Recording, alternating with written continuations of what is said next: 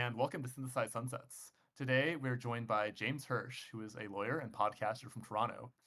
He's one of the hosts of Menschwarmers, which is a podcast about Jewish people in sports. But most importantly, he is a three-time Jeopardy champion who recently appeared on the show alongside myself. So I guess turn this off if you don't want spoilers, because we're going to start out by talking about our episode. So I guess to start things off, like, what was it like being on Jeopardy, and was it basically how you expected it to be? It was basically how I expected it to be. It was very exciting and very nerve-wracking, I would say, while I was doing it. I didn't think I would feel that level of anxiety while up there that I ended up feeling.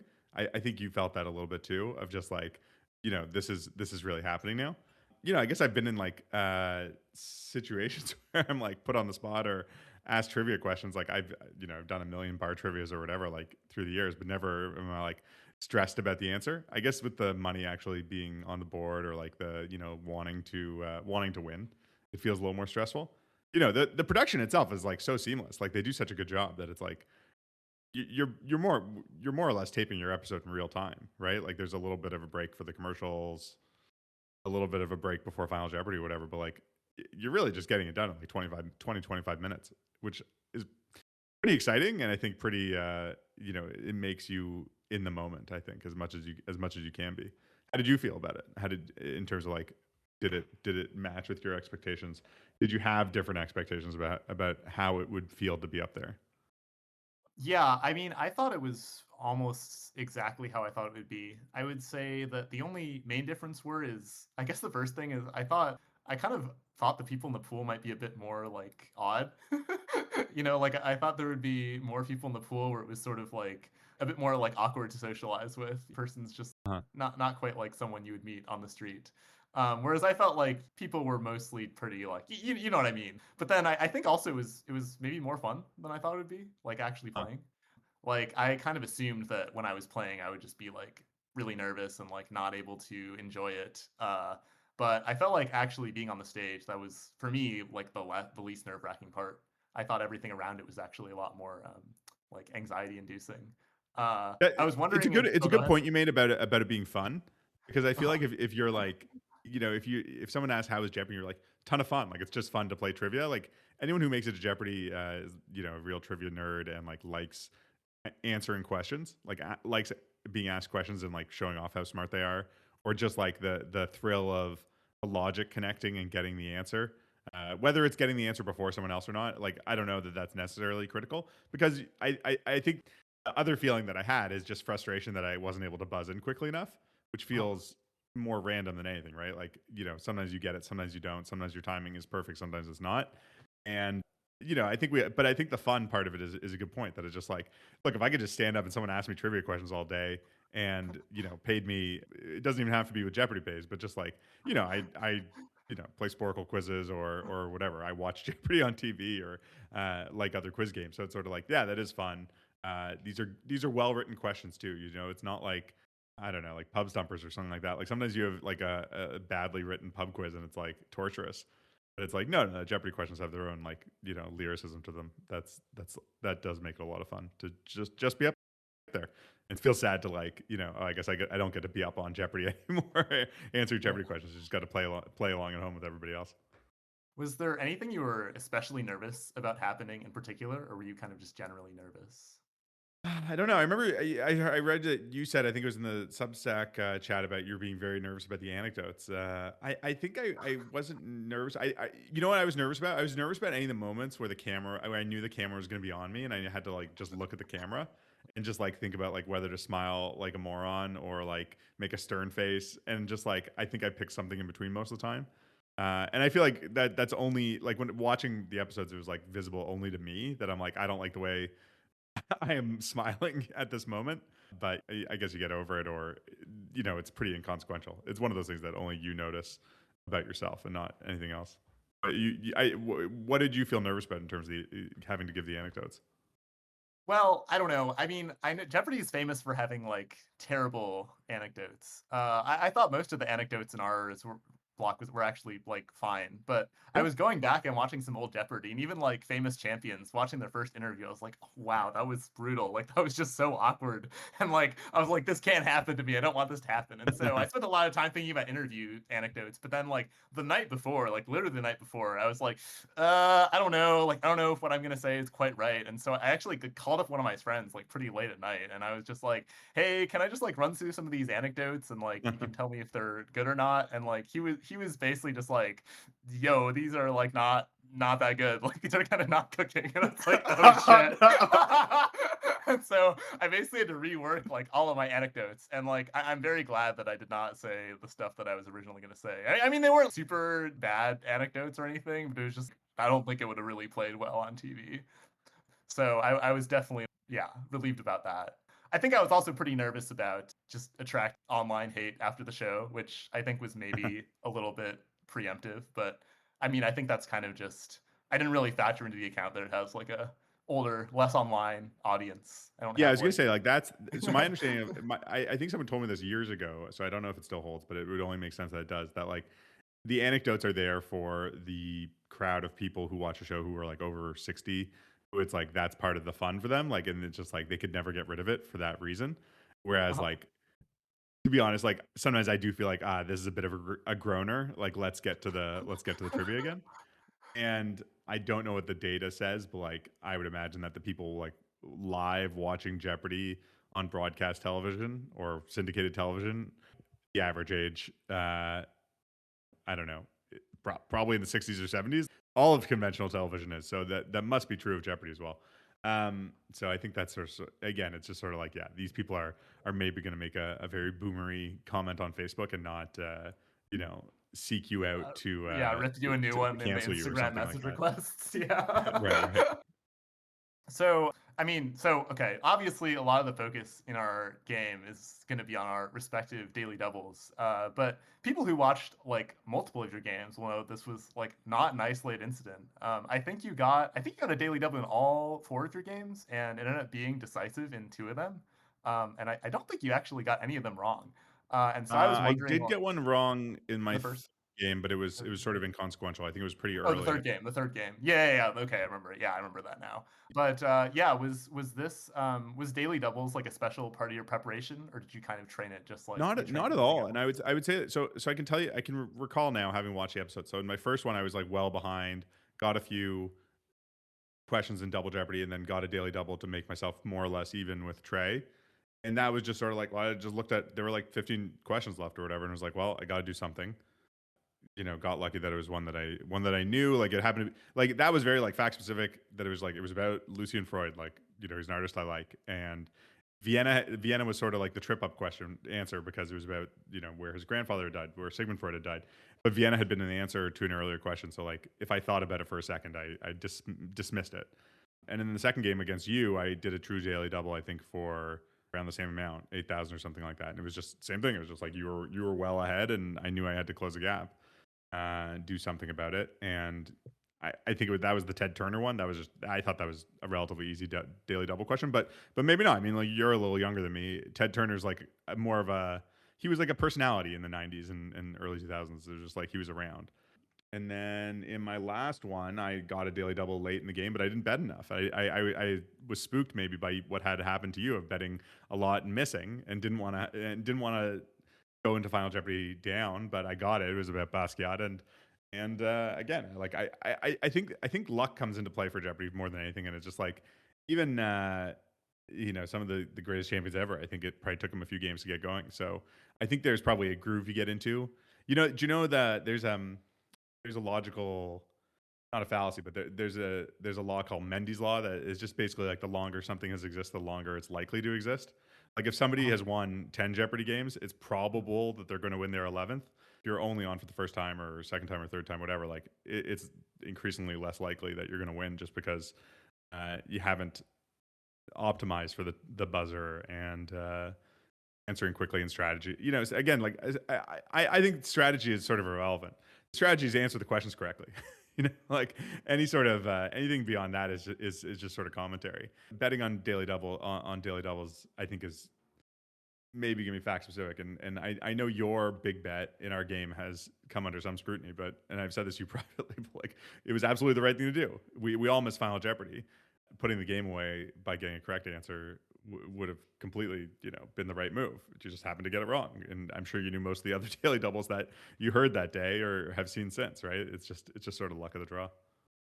Yeah, I mean, I actually feel like I probably should have bet more. Right, right. I think that so part of my daily double prep, honestly, I think was just like psychologically preparing myself to make a big bet because people get daily doubles wrong, and I thought it was like a pretty good chance that I could get a daily double wrong, and I was like, okay, you need to kind of like be okay with that, and so I did actually spend a lot of time thinking like, okay, if you made a big bet on a daily double, I mean, Gordon probably remembers some of these conversations. Like, Yeah. like if I bet a big bet on a daily double and I get it wrong, well, I feel like a dumbass. And I'm just like, well, you know what? Not really. I feel like you can't be overly focused on outcomes. But I remember like going up to that, I was like, yeah, if I get a daily double, I'm gonna do a true daily double. Yeah, yeah, Right. yeah. And then when it finally got up there, I'm just like, I don't know. I don't know if I could take the psychological damage of going down to zero and like not making it to finals. So I was just kind of like, I like chickened out a bit and only bet like 50,000. But like, The only, I the, think, the only yeah. the only strategy I would do, I would think about in the future, if I'm lucky enough to be back, is do I understand the category before I'm answering a daily double? Because I saw it was in what was, as we're recording this, yesterday's game.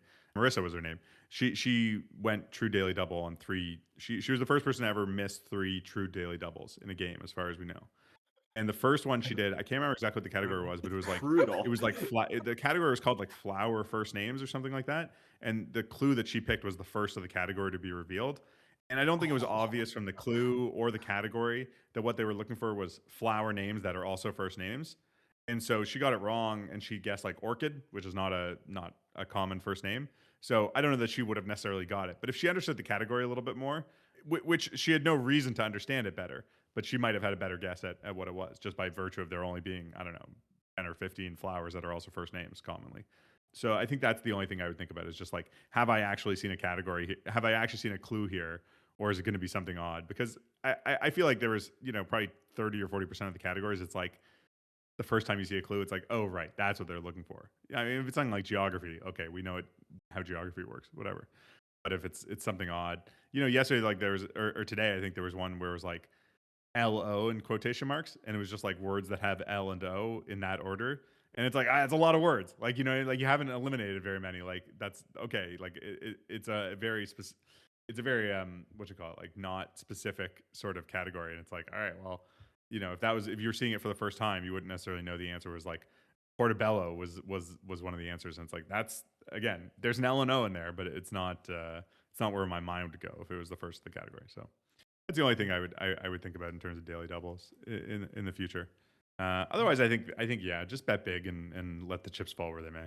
Well, yeah, again, it was great to play against you, and I wish you the best of luck in. I mean, I guess it might be wild card, right? But perhaps even the rate just straight into the TOC.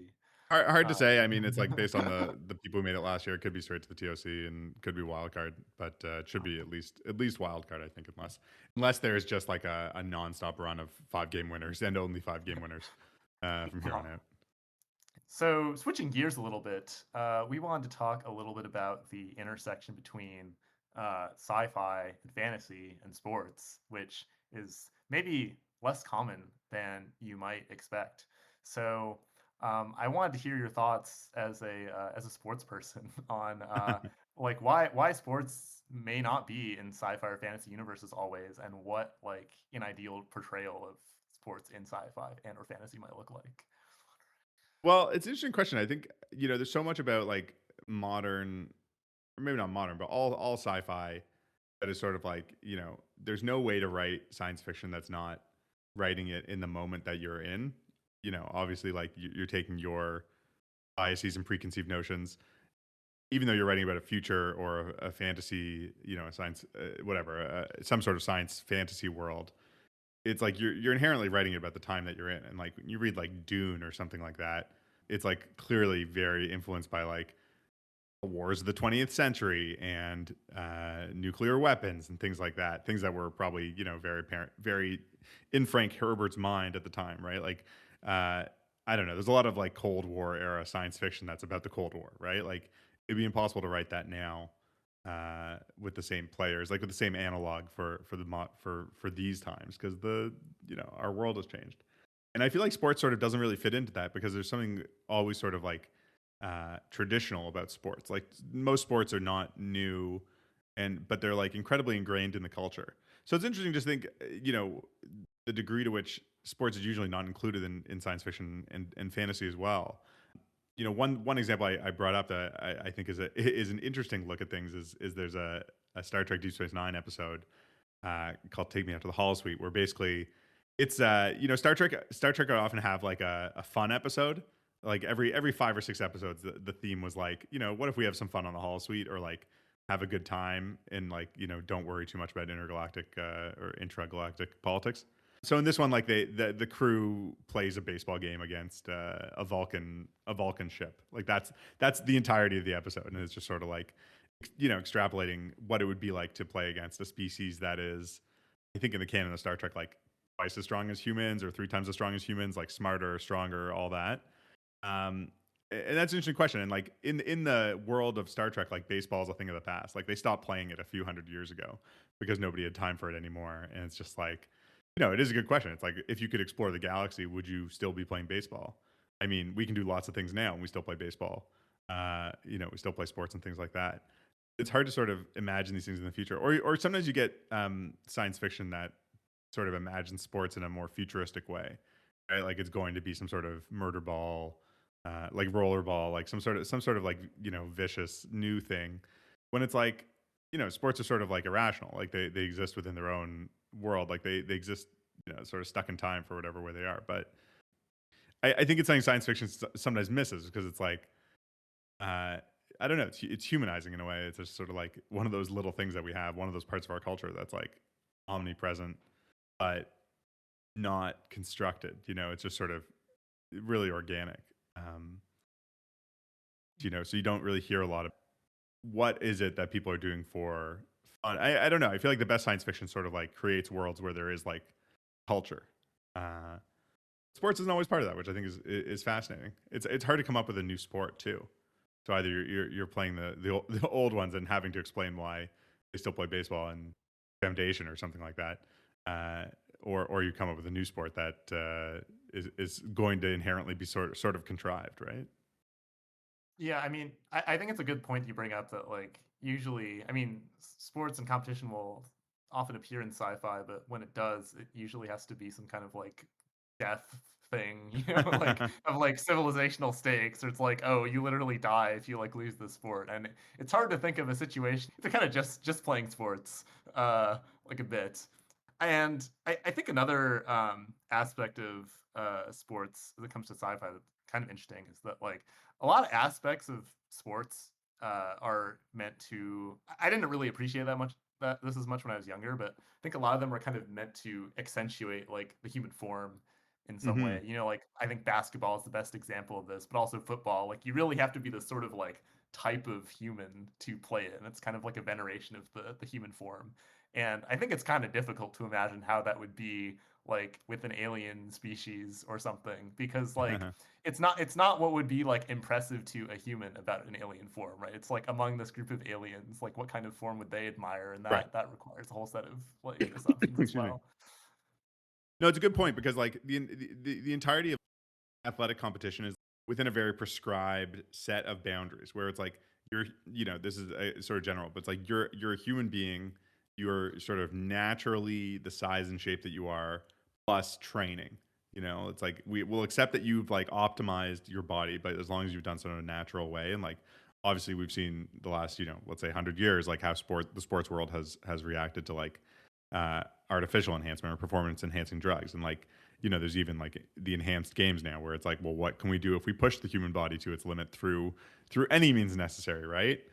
There's only been one example of like I don't want to say biomechanical, but like someone using a prosthesis is like the Oscar Pistorius, before he murdered his I can't remember his wife or his fiance now. But before he committed a terrible Yeah. murder, he had these prosthetic feet essentially, and he qualified for the Olympics. And like the if I remember correctly, there was a controversy over this basically because they had said like whether or not they wanted to know whether or not he could do it, and what they were testing for like wasn't the right thing because like it was obvious to anyone who watched him run that they were giving him a benefit. The pieces of metal that he was running on, essentially, and that he would not have been close to an Olympic level speed sprinter, but for these prongs that he was essentially, bouncing on. And as soon as someone figured that out, I think, and published it, it was like, all right, well, we really can't have you in the Olympics because, like, you know, what's to stop someone from putting, Cutting off their legs. yeah, or just like whatever, getting a shoe that bounces you a certain way. Like we know that there are prosthetics or like exoskeletons or whatever that can make people stronger and more athletic in various ways. And it's like we know that that's not okay. Like somehow like a flak jacket in football or something like that. Like something protective is fine, obviously, but like something that made you throw more accurately or run faster is like extremely verboten because it's just like that's so obviously cheating. So I'm saying all that just to loop into the idea of like, well, what do we do when, if and when human form can go beyond what we currently have? Without even like going to some sort of transhumanist idea of like, a super intelligence or something like that. It's like, what do you do when you can implant something into someone that makes them more reactive, have better hand-eye coordination, smarter, more perceptive, like anything like that? I think it's a really interesting question. Probably something that sports will have to deal with within the next maybe not generation, but like probably 50 years, I would say. Like I would think within our lifetime, like that'll be something. I can't say I'm like super up on like what type of neural implants people are using to potentially enhance their abilities. But that's very much like a thing that exists in lots of science fiction worlds, right? Like, from whatever, the Matrix on down, just this idea that like you can somehow put information into someone's head digitally or enhance them digitally somehow. It's like that will be a reality at some point. I think like something in line with that, and how that affects our athletic competitions. I think is a interesting question. Probably we'll have to tackle. So, as like a longtime sports fan, like does this excite you? Like the idea of people using enhancements, or because I know a lot of people who talk about the enhanced games think like the main interesting thing about sports is that it is natural, and when it's not natural, like where's like the human intrigue? But then I think there are other people that are just like like peak Right. performance, but for real. It's just a question because like there's like what is peak performance versus what is like engineered performance. So for example, like we've obviously engineered the golf ball to go as far as possible and to spin as much as possible. It's been, if you look at a golf ball from like not even that long ago, 50, 60 years ago, like it was, a case filled with rubber bands basically. Like it was just like, it was supposed to, you were able to hit it, it went far. And now we've made it like optimized so that it goes as far as possible. Like at some point, we're going to get to the point where we've just optimized it too much and it makes golf courses too easy. Like same thing with the clubs that you use to hit a golf ball. They've just gotten better and, lighter and stronger and all that. And there are like people who play golf with like old timey golf clubs and old timey balls as like a barrier, essentially. That it's like this is the way it was meant to be played. The same thing is like people play old timey baseball. The famous Conan O'Brien skit where he goes to interview people who are playing old timey baseball. It's like they play with like 19th century implements and rules and stuff like that because like that's the way the game was most supposed to be played. So what do you do with like with any of these things that will be fundamentally changing it? Like there's nothing about baseball that is inherently like logical or the way the game should be played, except that is the way it is done. For example, like the bases are a certain distance apart. What do you do if someone is 10% faster and can run out every ground ball and single on every ground ball? Like we haven't come up with that problem because human progress is so incremental. As fast as Usain Bolt is, he's let's say what like 5-6% faster than somebody what the fastest runner was 40 years ago. Like it's not so significant in the grand scheme of things. Like so you don't have those big problems. But I think it seems like more likely than not that the future will hold some sort of more significant leaps in that direction, right? That like again, I think from a technological standpoint, I can only imagine I can only imagine what will happen, but it would fundamentally change the way we have to deal with these things, or you get to the position where you just say these things need to be banned like drugs because it's outside of what we think is fair. It's changed the natural nature of it. I mean, I do feel like that MLB is kind of an example of doing some of that already. Like, they use wooden bats, right, rather Yeah, than metal bats, which would be optimal. And they've gone through like various phases of like livening and deadening the ball for kind of like optimal number of home runs, right? for sure. Or like hitting.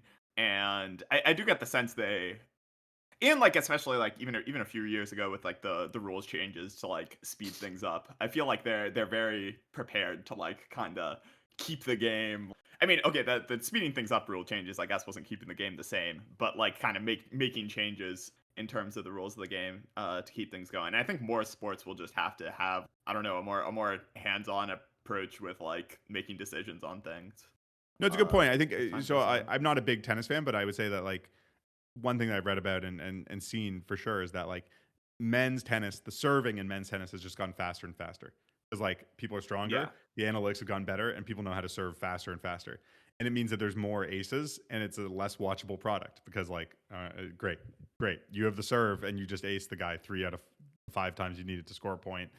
Now the other guy has the serve. Like it's not compelling tennis, and it's like I'm sure there's things you could do, but like the legal rackets that they have right now are whatever, allowing them to serve at ridiculous speeds. Presumably, people are only going to get stronger and optimize their bodies more for serving incredibly fast because it's a huge advantage, right? Not have your opponent return the serve. So, I guess it's a question of like, what do you do? Do you deaden the ball? Do you do you decide to go back to 1980 style wooden rackets, or do you just accept that this is the way the game is because it's within the bounds of the rules? Um, like again, like the technological progress that we've had in the last, let's say, 150 years, in which most of the sports that we currently have that are popular like have been played in. Like there aren't that many sports that are so old that are played. Even soccer is like is an established sport only for the last hundred odd years. The technological improvements have been significant in all aspects of it. Cleats, people's bodies, stuff like that. That's going to just increase over the next 100 years. That I think we would expect any of these sports to continue to be played in their conventional forms. And I don't know what the answer is. I think you need change, but you need to change slowly. Like the change needs to be incremental, and what that means when someone it just is straight up faster or stronger or revolutionize the game. I don't know. I mean, technology has all kinds of ways of changing things that in unexpected ways. I think that's fascinating to see. I think that's a pretty good time to wrap things up. As a final note, James, is there anything sci-fi or fantasy that you would like to recommend? So there is something I want to recommend, but it's a bit odd. It is a interview in Playboy Magazine from 1963. The article is called 1984 and Beyond, and that might be a way to help find it, or maybe you can put some links in there. But it's basically an interview between and amongst the leading science fiction writers of the time. So Ray Bradbury's in it, Asimov's in it, Arthur C. Clarke, among other people who your listeners probably know. And they're basically just riffing on what they think the future is going to be like.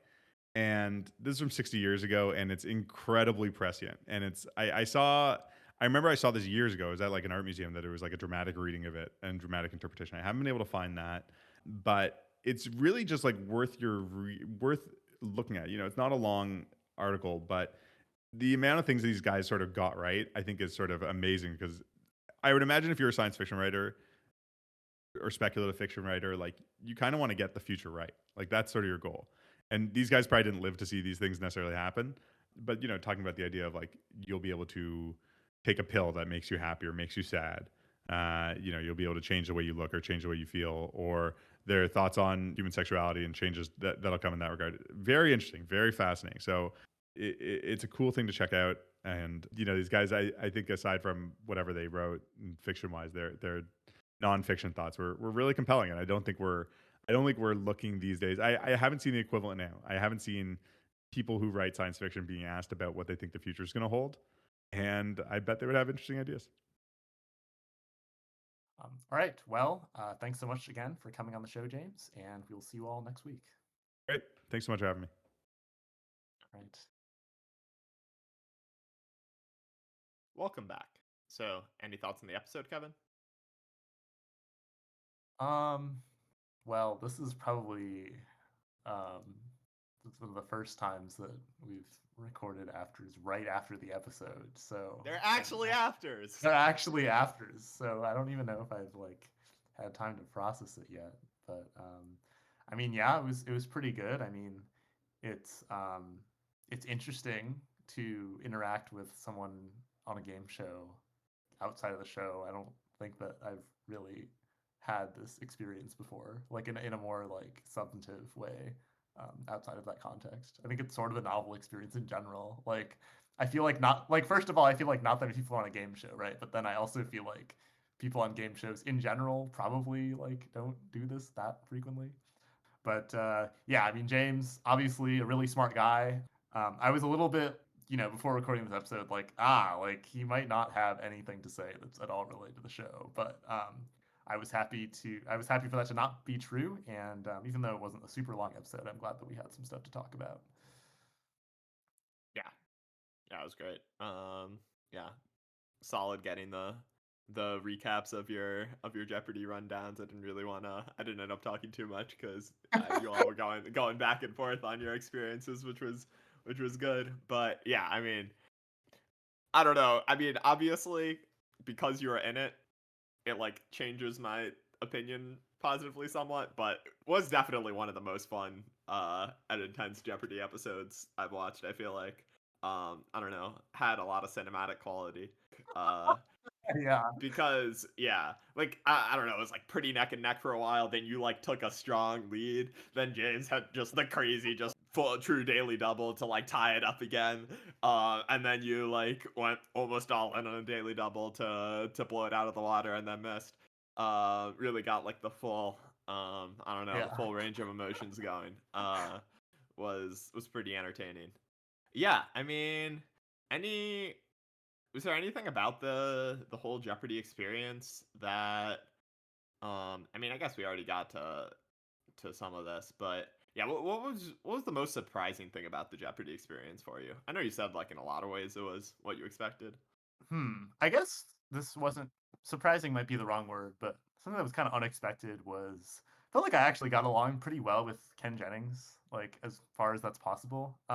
Fun fact: Ken Jennings is actually contractually required to not become friends with anyone on Jeopardy, because it would be a conflict of interest. So we're technically not supposed to fraternize with him, and I didn't. We pretty much only chatted on stage, but for the bit that we talked on stage, I don't know. I kind of got the sense that we were like similar types of guys, and like I also just felt like he fit his role pretty well. I feel like a lot of times when there's some person who is known for some role, especially when it's something so specific as being the Jeopardy goat or whatever, like they're kind of inevitably gonna be really far away from your preconceived notions in some way. But there's this one part where he was just like fielding questions from the audience about like his taste in like music and stuff, and I'm just like, huh, like I guess I had never thought about what kind of music that Ken Jennings likes, but that does seem like what Ken Jennings would say. Yeah. Yeah, I don't know. I wouldn't consider myself as someone who's like very into like celebrity in general, so I'm not someone who is necessarily like super starstruck by meeting Ken Jennings. Yeah, maybe the fact that I felt like we could get along and could be like maybe buds in another life was the most surprising thing of all. Nice. That's pretty cool. That's exciting. Yeah, Uh, yeah. I mean, I think part of it was that like I think pretty much nobody on my taping had like a real math or sciencey background, and I don't know how commonly this is known, but Ken Jennings was actually a software engineer from Seattle. I think maybe even at the time he was on the show, and like I am as well, and so we kind of did like the I don't know, Seattle software engineer equivalent of an up nod or whatever. yeah, yeah. Nice, nice. So yeah, one thing we talked about on the episode that I sort of wanted to go more in depth with is we talked a bit about this thing where sci-fi fantasy doesn't really seem to have doesn't really seem to have sports much. And I would kind of posit that I feel like it doesn't sci-fi and fantasy doesn't really tend to have anything more kind of on some level like lowbrow entertainment. I guess I would phrase this. Like rarely are people doing things for entertainment that are not like very kind of like heady and intellectually stimulating or whatever. Like you'll definitely see a lot of next gen like chess clones or whatever, right? Or maybe some sort of competition type thing to show who's like the smartest person or something like this, right? But like I don't know. There's like not a lot of reality TV going on, not a lot of sports, not a lot of even just like pop music or fiction, just like normal fiction. You're much. I feel like there's much more like poetry or like folk music or yeah. Did you think that? Would you agree with this? Yeah, I think I would agree, and I guess I would go even further and say that there's often just not a very advanced capitalist slash consumerist economy.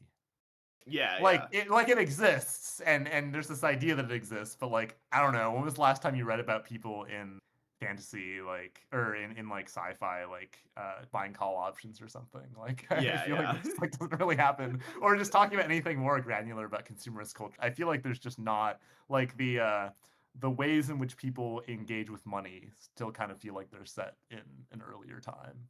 Yeah, yeah, it does feel like often. I feel like sci-fi always kind of feels very mercantilist in its like Yeah, yeah. economic things. Like there'll be like this empire that's like extracting from all of these planets and stuff, right? And there'll be like tributaries and whatnot, and like compared to yeah, I mean, rarely is there a stock market. I mean, like okay, there probably is a stock market like Yeah, there is a in stock canon market. or whatever, but like yeah, the economics are not that complex. And yeah, I guess like I sort of understand the inclination. Maybe there is a sense to which these things are like more universal or something. Like if you're creating a fantasy world or something, it feels kind of like I don't know, it just feels like very contrived to like create some new form of like lowbrow entertainment, but it also feels like kind of whack to just throw in like reality TV. Like that seems kind of strange. But if you do, you have like poetry or something, then it's like a bit more like, well, of course they have poetry. It's like, universal human thing. But I don't know like how necessarily true this is. I think there's a sense to which I don't know, the more moral, more true, something like this, a form of like art or entertainment is kind of like the more it feels universal on some level. Uh, but I don't know if that's necessarily the case. I mean, I would guess that most sci-fi fantasy readers don't even want this. Like we've talked before about fantasy and sci-fi being nowadays most determined by an aesthetic. It's like in opposition to the aesthetic that currently exists. Hmm. Uh, and yeah, I don't know. I think when people just see like reality TV or like I don't know the economics of pop music in their book, it just feels kind of like base and like not something they want to be thinking about. But I do think it's kind of interesting how old the economics feel in contrast to the futurist setting. Maybe not even how they are like canonically, but just how they feel. Yeah, Like yeah. recently, I was reading Babel by Uh-huh. R.F. Kuang, and R.F. Kuang or Babel is sort of like set around the transition from like mercantilist economies to like more modern capitalist ones, right? Uh-huh. And even that kind of felt futuristic, which is weird. It's literally set in like the 1800s, but even that was Yeah, just yeah. like, wow, they're really like having a lot of takes about like money. Like they're like considering how resources flow through an empire. And like, yeah, it's interesting that it's just not even really, yeah. One thing I was gonna say is that I actually would say that I pick sports oftentimes based on how dynamic they are in terms of like how they're played. Like the idea of a sport changing as a result of like new techniques, new strategy, or new technology is very exciting. Um, I remember like the first time that I had ever really, I think the first sport that I ever really liked to watch a lot was hockey. Even while playing soccer, I definitely much preferred to watch hockey. And what I liked about hockey was I just felt like the rule set was so good and intentional and like optimized for excitement in a way that other sports were not. I don't know, if you look at like baseball, football, and soccer, which are like the main sports that had watched at the time, like there's a lot of parts of it that are just like objectively kind of not that interesting. You know, a lot of Yeah. like standing around, or a lot of like people just kicking the ball all the way back to the defensive end. And hockey just has a lot of rules that like actively penalize like unexciting behavior. Yeah. Like for Icing's kind of goated. yeah, icing, for example, which is where you like bring the puck back and they just like whip it across the ice from your defensive end to get it out of there. Or like I feel like even penalties. I feel like in most sports, a penalty is lame because like it just kind of brings a stop to the action, and usually the reward that's given is like good sort of, but it's not like game changing really. Like I don't know, nobody wants to watch like the immediate aftermath of like a technical foul in the NBA or in the NBA, right? It's like so boring. But like in the NHL, where they just like pull person into like this mini prison, and they just have like a timer on like the lock, and they're just like watching as like they see their team suffer the consequences of their actions. It's just like so exciting. Or when there's like a fight and like 3 people get kicked out on one team and like 2 people get kicked out on the other team. It's just like amazing television. And like I was just like so happy they were able to take a part of the game, like part of all sports that I usually hate, which are penalties, and make it like exciting. Or Yeah, power plays yeah. are so cool. Yeah, they're so cool. And like, you know, there's even little tweaks about them. Like for example, in power plays, there's like no icing, right? Which is like a little tiny tweak, which I think you would only arrive at by just like ruthlessly playtesting the form. But yeah, I mean, my most recent like sports obsession has been UFC, or I guess specifically mixed martial arts. I think that what's interesting to me about mixed martial arts is that fighting is just kind of the most basic human sport that there is, right? I mean, there's like running and stuff, but like as far as like kind of having a strategy and different techniques and stuff, I think fighting, just two humans fighting, is kind of as old as you get. And I think what's interesting about like MMA is that you might think that it would devolve into some kind of not very interesting caveman strategy, just like be better at punching. You know, like I think if you watch boxing, I feel like how I imagined like the optimal human fight to be in terms of like strategy was pretty similar to boxing before I watched MMA. But like MMA is like weird. Like if you watch an MMA fight, they do not do what seems like an optimal play. Like I would say it's more like watching Smash, where like you're just watching people doing these actions that seem totally like bizarre. Like I don't know, like one thing you can do in MMA that looks pretty stupid is called like pulling guard, where you basically just like lie on your back and then just like pull your legs in front of you, and the other person is just like staring down at you and just like trying to like kick you and stuff. It just seems like so bad, but it's actually like not a bad position to be in. So like there is some shit people will do where like if they're like a lot better on the ground but like don't really want the smoke for like boxing or whatever, they'll just like stand in front of the person, then just like pull a guard and just like go on their back. The person's just like and like I don't know. Part of it is there's like a sort of a flaw in the rule set where there's like certain things that you're not allowed to do to a downed opponent, and so it kind of like makes You it can't kick them in the like head. you can't like yeah, you can't like soccer kick someone in the head if they're like Yeah. on the ground. So some people abuse this rule, but like it is interesting to like watch someone pull a guard and the other person is just trying to just punch them, you know, but like can't really because the person's legs are just like in the way. Like it's kind of hard to understand why this is good unless you actually try to like attack someone in this position. Yeah, I mean, kind of visualizing it, I'm like, okay, like boxers already struggling to hit someone if they've got like a guard up, and then you got like two massive legs up too to guard. It's like you got Yeah. 4 of them. That's kind of crazy. Yeah, and like in MMA, like guard usually refers to like having your legs in between yourself and your opponent. And like it's very interesting how effective people are at using their legs as like a barrier, like an actual wall in between. Like so much of like MMA strategy is just built on like getting around like one leg of someone that's just like in your face. There's like slicing, you have to like slice in between their legs or just like go around. And yeah, it turns into kind of like a weird chess match. And I think it is just very interesting that even though various cultures spent actual, like, you know, centuries getting better at fighting, if they went against a member of like an MMA person today, even if this person didn't have 21st century nutrition conditioning, they would still just get fucked. You know, like they just like wouldn't know what to do. I don't know. I don't know. Like I feel like there is some level on which if you imagine some warrior from like the past, because it was so much more necessary, you just imagine them as being like superhuman. Like I don't know, that's kind of what I do. Like I imagine like the strongest soldier from like, you know, Scotland in like the like 200s or whatever, who happens to just be like the only dude in the entire country who's like 7 feet tall. And he just like has aura and he's just like really strong because that's like his entire purpose in life is to just like be really strong. But it's like I don't know if this guy just went up against like Alex Pereira, like he just would have gotten fucked. Like he would have just actually gotten fucked. And yeah, I don't know. It's just like something we're better at. All right. Well, that's a pretty good place to wrap things up. So do you have any short story recommendations for us, Kevin?